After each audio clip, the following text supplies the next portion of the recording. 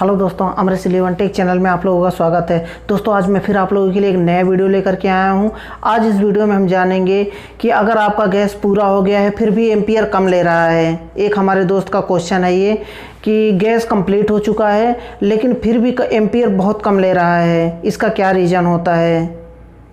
आज इसी टॉपिक पे हम बात करेंगे, इसलिए वीडियो को लास्ट तक देखते रहिए। और वीडियो के लास्ट में मैं थोड़ा सा कुछ अलग टॉपिक इसी में बताऊंगा, कैपिलरी के बारे में, इसलिए वीडियो को लास्ट तक देखते रहिए। मैं कैपिलरी के बारे में लास्ट में बताऊंगा। पहले मैं इसे कवर करता हूं कि गैस कंप्लीट हो गया है लेकिन फिर भी एम्पियर कम ले रहा है, इसका क्या रीज़न होता है।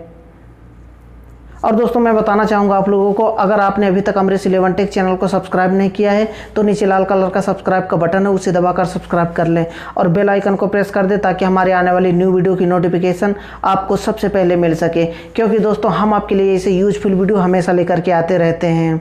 तो देखिए, प्रोफेशनल काम करने के लिए आपके पास इस तरह से मैनिफोल्ड गेज होना चाहिए, इस तरह से मैनिफोल्ड गेज होना चाहिए प्रोफेशनल काम करने के लिए। क्योंकि देखिए, आपने गैस तो आपने सक्शन लाइन में लगा करके चेक कर लिया, आपका गैस कंप्लीट हो गया है लेकिन आपका एम्पियर बहुत कम ले रहा है। लेकिन क्या आप डिस्चार्ज प्रेशर आपने चेक किया है? आखिर कैसे पता चलेगा आपको कि हमारे सिस्टम में चोक कहाँ से है। देखिए, एम्पियर कम ले रहा है आपका सिस्टम, या फिर हो सकता है कि आपके कंप्रेसर का पंपिंग डाउन हो, तो फिर आप कैसे पता करेंगे। आपके पास इस तरह से मैनिफोल्ड गेज होना चाहिए, तभी आप प्रोफेशनल तरीके से पता कर सकते हैं कि आखिर फॉल्ट कहाँ से है। अब चेक कैसे करना है इसे देखिए कि हम सिस्टम को चेक कैसे करेंगे कि हमारा चोक है सिस्टम, या फिर पंपिंग डाउन है कंप्रेसर का, या फिर क्या फॉल्ट है, या फिर आपने गैस ही कम डाला है। वैसे तो आप बता रहे हैं कि गैस हमारा कंप्लीट हो चुका है। शायद 22 का अगर रेफ्रिजरेंट है आपका हो तो 60 का प्रेशर हो चुका होगा, लेकिन फिर भी एम्पियर कम बता रहा है। तो इसमें हो सकता है कि आपके कंप्रेसर का पंपिंग डाउन है। लेकिन आप वहीं पे कैसे कंफर्म करेंगे कि हमारा पंपिंग डाउन है? इसके लिए आपके पास मैनिफोल्ड गेज होना चाहिए, एक तरफ हाई प्रेशर गेज और एक तरफ लो प्रेशर गेज, इस तरह से होना चाहिए। और आप जिस सिस्टम में गैस चार्ज कर रहे हैं उस सिस्टम में आपके सक्शन लाइन में भी वाल्व होना चाहिए और डिस्चार्ज लाइन में भी वाल्व होना चाहिए। क्योंकि कई एयर कंडीशनर ऐसे भी होते हैं जिसके सिर्फ सक्शन लाइन में वाल्व लगे होते हैं और डिस्चार्ज लाइन में वाल्व नहीं लगे होते हैं।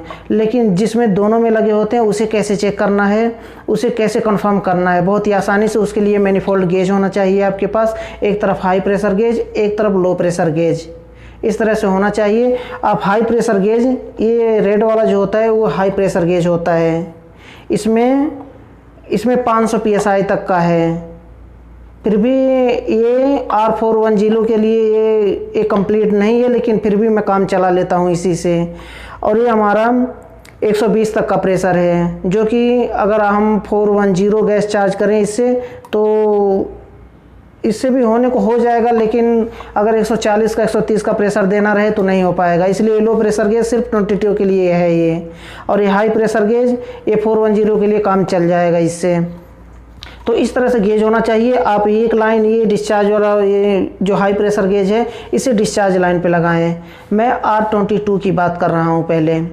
उसी तरह से आप किसी भी रेफ्रिजरेंट को आप देख सकते हैं जिस तरह से मैं बता रहा हूँ। R22 के लिए आप high pressure gauge discharge line पे लगाएं, लिक्विड लाइन पे, और ये हमारा लो प्रेशर गेज ये हमारे सक्शन लाइन पे लगाएं, स्प्लिट एयर कंडीशनर के, जिसमें दोनों में सक्शन लाइन और डिस्चार्ज लाइन दोनों में वाल्व लगे हुए हैं। आप लगा लेंगे तो आपका सक्शन प्रेशर अगर 60 का प्रेशर है तो, और डिस्चार्ज लाइन में 250 से 300 PSI होना चाहिए हमारे हाई प्रेशर गेज में।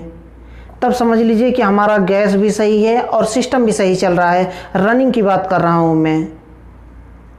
अगर यही प्रेशर देखिए आपका, अगर आपका प्रेशर 40 से या फिर 30 PSI है, उससे ऊपर नहीं जा रहा है, आप गैस चार्ज कर रहे हैं, उससे ऊपर नहीं जा रहा है। देखिए, कभी भी गैस चार्ज करने जाएं तभी अगर 30 का प्रेशर है, 40 का प्रेशर है, तो फिर उसका एम्पियर और उसका हाई प्रेशर गेज दोनों लगा करके चेक करें आप। अगर ये 30 का प्रेशर है तो ये हो सकता है कि ये अगर हो सकता है 250 या फिर 300 PSI हो, तो समझ लीजिए कि सिस्टम में आपके चोक है।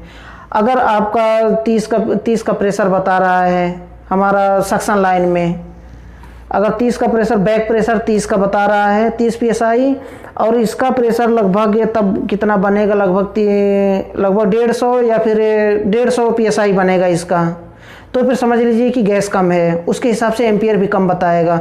लेकिन अगर इसका प्रेशर कम बता रहा है सक्शन लाइन का और डिस्चार्ज लाइन का प्रेशर ज़्यादा बता रहा है, या फिर डिस्चार्ज लाइन का प्रेशर हमारा जो होता है 250 से 300 PSI, ये बता रहा है 150, और ये हमारा सक्शन लाइन जो है, सक्शन लाइन हमारा बता रहा है कम से कम 60-65 प्रेशर पूरा कंप्लीट बता रहा है ये, और डिस्चार्ज प्रेशर हमारा बता रहा है 150-100 PSI। तो इसमें क्या होगा कि हमारे आउटडोर के कैपिलरी में ब्लॉक है। अब देखिए कैसे समझना है, दोनों गेज को लगाएंगे आप, एक डिस्चार्ज लाइन में हाई प्रेशर गेज और सक्शन लाइन में लो प्रेशर गेज। अगर आपका दोनों प्रेशर दोनों रीडिंग बता रहा है इसमें, अगर यह सक्शन लाइन का प्रेशर कम है और ये नॉर्मल है, तो समझ लीजिए कि हमारे स्प्लिट एसी के जो इंडोर होता है, इंडोर में चोक है। अगर यह प्रेशर कम बता रहा है और यह प्रेशर नॉर्मल जितना होता है उतना बता रहा है, हाई प्रेशर कम बता रहा है, तो फिर समझ लीजिए कि आपके आउटडोर में कैपिलरी में ब्लॉकेज है। यहाँ से समझ सकते हैं आप मैनीफोल्ड गेज में हाई प्रेशर और लो प्रेशर में आप समझ सकते हैं, दोनों में गेज लगाएंगे। फिर से मैं बता रहा हूँ, आप ध्यान से सुन लीजिए। अगर इस सक्शन लाइन में जो हमारा सक्शन लाइन होता है बैक प्रेशर, इसका अगर कम बता रहा है और हाई प्रेशर नॉर्मल बता रहा है जितना होना चाहिए, तो फिर समझ लीजिए कि आपके इंडोर में कहीं भी चोक है, या फिर ऑयल जमा है उसमें, या फिर उसमें कचरा जम गया है, कुछ तो दिक्कत है। अगर यही प्रेशर आपका जो हाई प्रेशर है ये कम बता रहा है और आपका ये सक्शन प्रेशर ये नॉर्मल बता रहा है जितना होना चाहिए, तो फिर समझ लीजिए कि आपके आउटडोर में चोक है। आउटडोर में चोक कहाँ होता है? आउटडोर में वही एक होता है हमारा कैपिलरी फिल्टर, वही होता है, और बाकी तो सारे मोटे मोटे पाइप होते हैं, वहाँ चोक होने का कोई सवाल ही नहीं होता है। इसलिए अगर इस तरह से हो तो आपका कैपिलरी चेंज करना हो तो कैपिलरी चेंज करें, या फिर आप क्या करें कि इंडोर को आप फ्लश करें, इंडोर को या फिर पूरे सिस्टम को फ्लश करें, और फ्लश करने के बाद उसे अच्छी तरह से फिर से वैक्यूम करें। वैक्यूम करने के बाद फिर से आप गैस चार्ज करें, नॉर्मली चलने लगेगा सिस्टम। लेकिन एक चीज़ और मैं बताना भूल गया कि आपके अगर कंप्रेसर में पंपिंग डाउन है तो उसे कैसे पहचानेंगे। उसे पहचानने के लिए देखिए होता क्या है कि अगर 22 की बात करें, 22 में कितना होता है, 60 से 65 PSI हमारा नॉर्मल होता है, 60 से 65 PSI का सक्शन प्रेशर जो बैक प्रेशर होता है।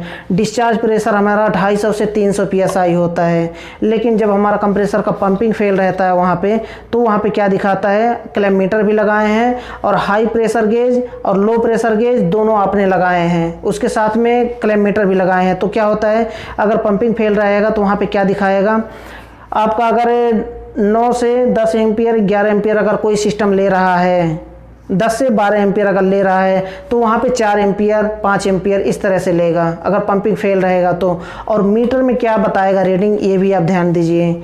मीटर में आपकी रीडिंग बताएगा जो आपका 60 से 65 PSI बता रहा है, वो कम से कम बताएगा 120 से 140 PSI। जहाँ तक भी 120 से 140 PSI इस तरह से प्रेशर बताएगा सक्शन प्रेशर। और डिस्चार्ज प्रेशर हमारा बताएगा 250 से 300 PSI होना चाहिए नॉर्मल। लेकिन ये डिस्चार्ज प्रेशर हमारा बताएगा हाई प्रेशर, इसमें बताएगा ये भी 150 100 इस तरह से बताएगा, क्योंकि ये 250 से 300 PSI होना चाहिए, ये बताएगा हमारा 100 से 150 PSI। और ये हमारा लो प्रेशर जो बैक प्रेशर होता है सिस्टम का, उसमें 60 से 65 PSI बताना चाहिए, उसमें बताएगा 120 से 130 PSI 40 PSI।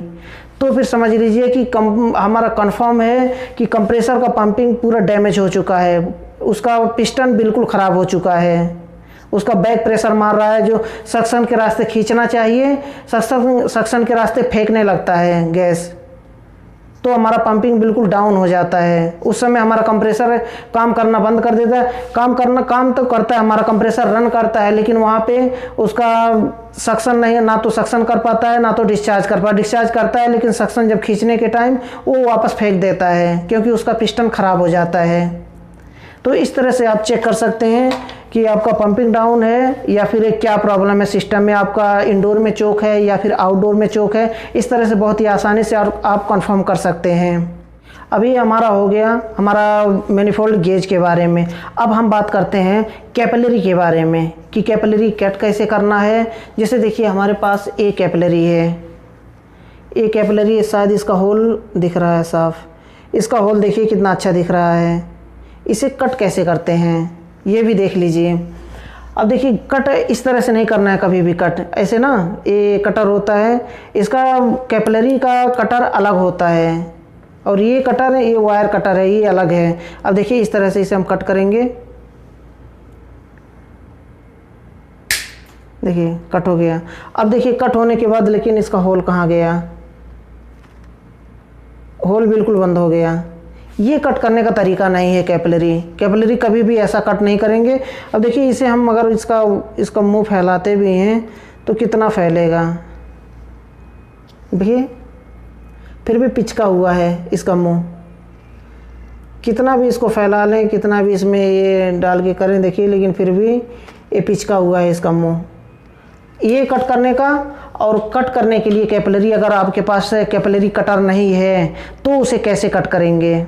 देखिए इस तरह का ब्लेड हो सकता है, यहाँ पे सऊदी अरब में इस तरह का ब्लेड मिलता है, इंडिया में तो पता नहीं, मैं तो देखा नहीं हूँ इंडिया में किस तरह का ब्लेड मिलता है। इंडिया में भी ब्लेड मिलता है लेकिन ये पर्सनल यहाँ पे मिलता है सऊदी अरब में। इसे कट करने के लिए देखिए यहाँ पे ऐसे जहाँ भी कट करना हो इस तरह से ब्लेड से इस तरह से ऐसे रगड़ेंगे, इसे कट करेंगे। देखिए ऐसे कट नहीं होगा लेकिन निशान लग जाएगा एक, जैसे हम शीशा काटते हैं ना डायमंड से, उसी तरह से ऐसे निशान लग जाएगा। जब इसमें ऐसे चारों तरफ से निशान लगा लें, उसके बाद प्लास से इसे क्या करें, इसे इस तरह से ऐसे करेंगे। अब देखिए इस तरह से टूट जाएगा। अब देखिए इसका होल कितना अच्छा बना हुआ है। इसमें थोड़ा सा कोई रॉड डाल के इसे घुमा देंगे 2 बार, बस फिक्स है। ये देखिए बिल्कुल ये कंप्लीट कटा हुआ है कैपिलरी। इस तरह से कैपिलरी को कट करते हैं। अगर इमरजेंसी में आपके पास कटर नहीं है, कैपिलरी कटर, तो इस तरह से कट करके आप थोड़ा सा उसमें डाल करके थोड़ा 2 बार घुमा दें, कैपिलरी बहुत ही आसानी से कट जाएगी और उसके बाद ज्वाइंट कर दें।